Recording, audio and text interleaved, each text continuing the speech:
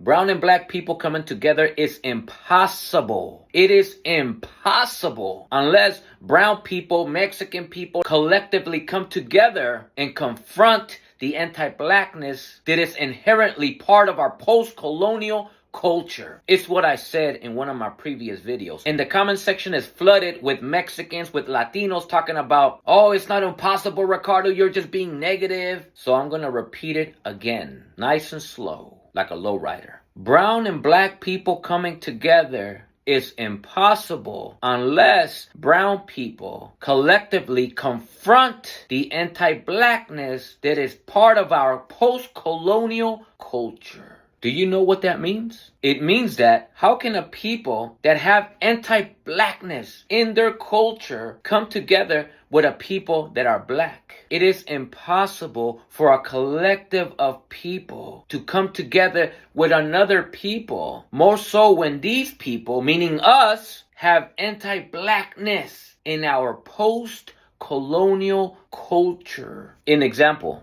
When I was younger, about a decade ago or so, I used to protest with brown, Mexican, Chicano activists that a lot of times got together to chant brown and black unity. We got together with black people, marched in the street together, everything. It looked like brown and black people got along just well. In our history here in America, we actually have a history where brown and black people, Chicano organizations came together with the Black Panthers, etc. But if you study this history, no matter how much we brown and black people try to get together, somehow, some way, for whatever reason, it always falls apart. Decade after decade after decade, we're chanting the same thing. We brown and black people need to come together. I thought we already came together decades ago with Malcolm X, with the Black Panthers. So why do we have to chant brown and black unity? Why do we have to convince ourselves to get together if we already supposedly did decades ago? Well, I'm going to tell you why. Because we collectively as Mexicans, Chicanos, are a people that have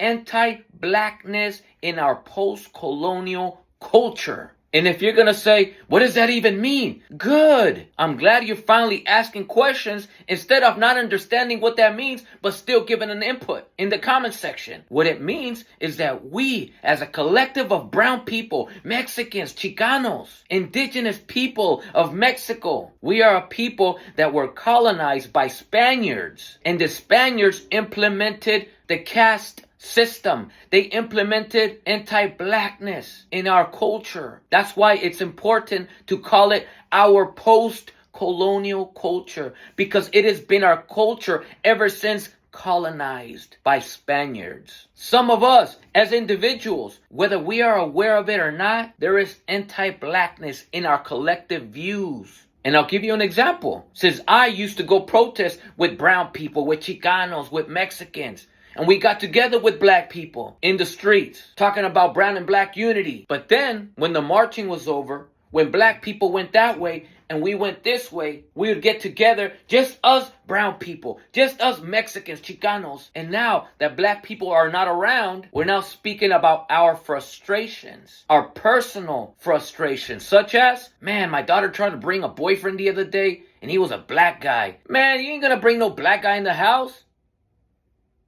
So how can someone like this be out there protesting with black people, talking about brown and black unity, but then go home to the wife, to the family? You have no problem with your daughter dating a white guy or any other guy of any other race. But if it's a black guy, now it's a problem. And that's just one example. There's many examples of anti-blackness in our post-colonial culture. And these are the things that we need to confront. We need to address. And more importantly, we need to erase them. But how can we begin to erase? How can we begin to confront? How can we begin to address a problem if we claim and or pretend that it doesn't exist? Oh, well, what are you talking about, bro? We cool. I got black friends. My homies are black. But your daughter can't date a black guy because we're supposed to mejorar la raza.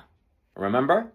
What we brown and black people have had is not brown and black unity. It's not brown and black coalition. What we've had has been us as a brown collective of people, Mexicans, Chicanos, whatever, is every time that we need help because we may be facing a systemic problem, we reach out to black people to see if they want to help. That's all we've ever had. There has never been brown and black unity, brown and black coalition. There's only been, hey, can y'all come over here with us? We need your help. An example, in 2024, when Donald Trump won and became president again, the stats show that the Latino vote was really high. And the reaction of black people collectively was, wait a minute, I thought y'all were with us. And so, not too many months later, all of a sudden, we have a bunch of ICE raids. And all these Mexican people, these Chicanos, are being hit up by ICE, dragged out of their workplace, out of their houses, shoved into trucks,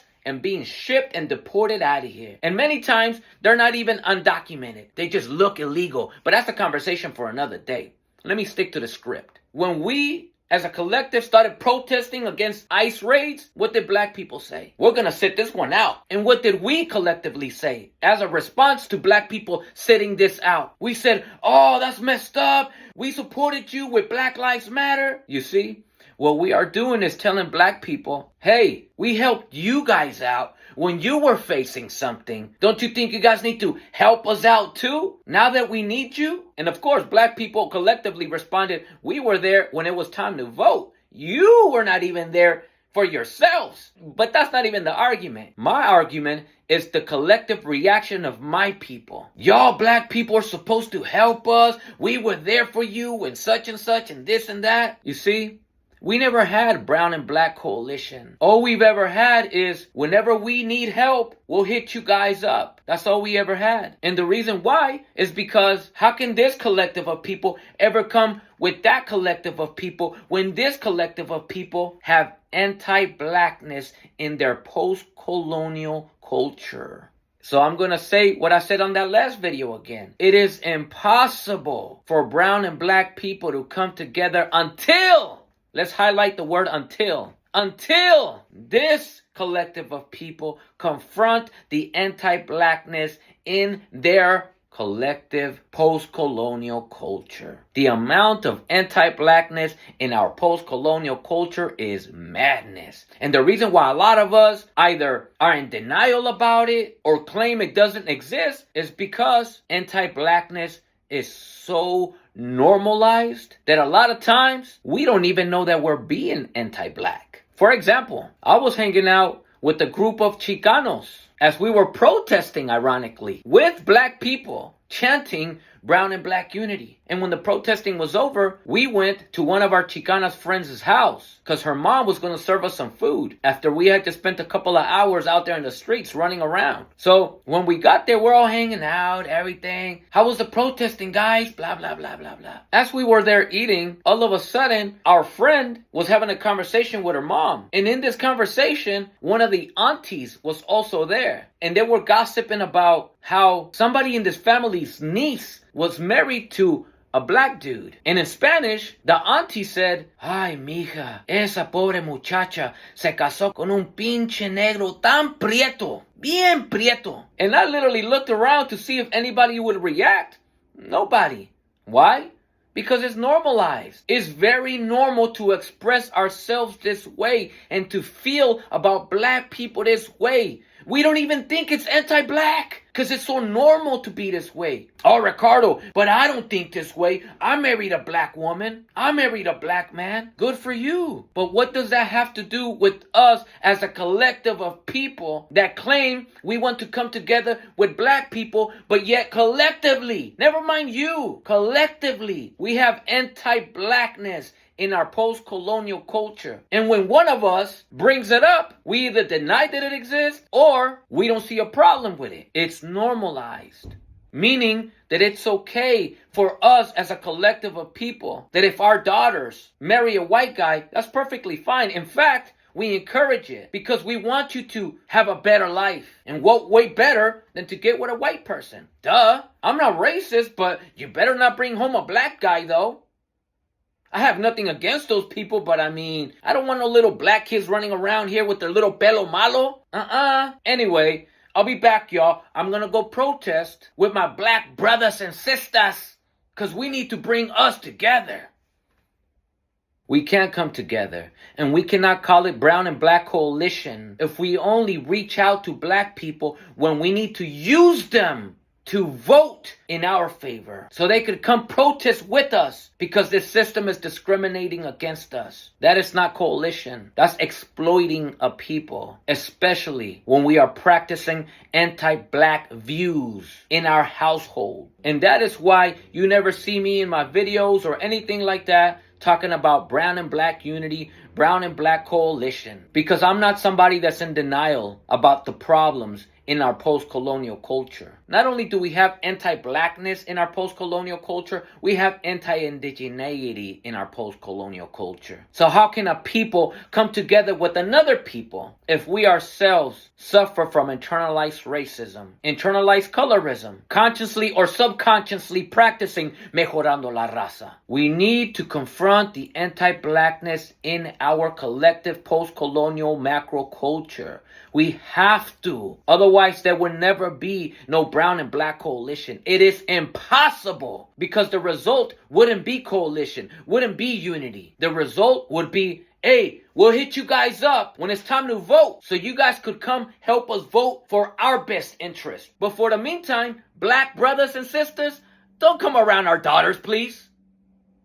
And please, don't misconstrue what I'm telling you. We shouldn't be forced to date anybody of a particular race to prove that we're not racist. But see, the problem comes when we collectively have normalized being perfectly fine. In fact, encouraging our children to date and to have children with white people, con los güeritos, con ojos azules, but then have a problem if our children are getting with black people. It's not that we should force our children or ourselves to date anybody of another race. That's silly. But it's when we have a problem with a particular race, exclusively that race, when or if our children are dating and or marrying them. And in this particular case, we collectively are notoriously known for having a problem when our sisters, when our daughters date black men. And that is the anti-blackness that I'm talking about. How do we, as a collective of people, love to claim that the white man is the colonizer, the oppressor, but we see it almost as a favor done to us